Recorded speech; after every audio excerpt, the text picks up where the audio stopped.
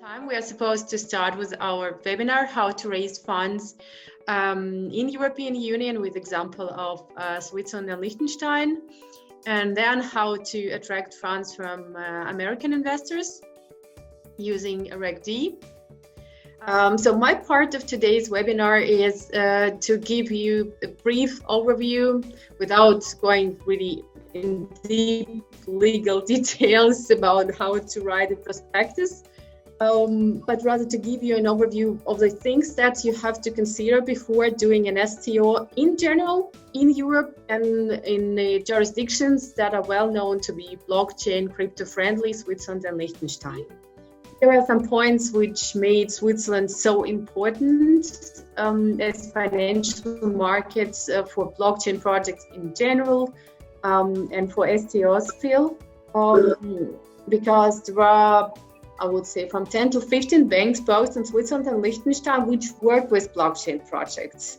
The most important point about Liechtenstein is that when registering your prospectus in Liechtenstein, you will be able to cover the whole European economic area using passporting, target all the European investors with your security tokens. So Yanina really hit on a lot of key points that are really great similarities between Europe and the United States in terms of things like compliance and regulation and offering documents. But the main difference, I would say, between the United States and the majority of other countries in the world that are big players in cryptocurrency is our regulatory framework. Now, contrary to popular belief, offerings can be conducted in the United States. I know a lot of people in sort of the global crypto community are very scared to enter the United States because of our just kind of our regulatory framework, but I want to assure everyone that it can be done compliantly, everything is fine.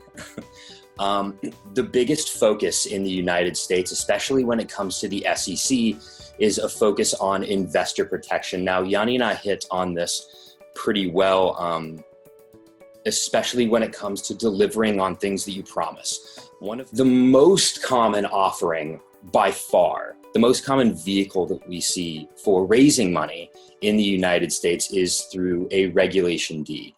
And that is a question I get a lot, or an assumption. A lot of clients will come to me and say, hey, I have a utility token, so I don't need to deal with securities laws in the United States, right? And the answer is, no, you do. You're not a utility token. If you have a project, you are a security. Thank you a lot. Thank you, guys. Thank you. All right. Thank you. Bye-bye.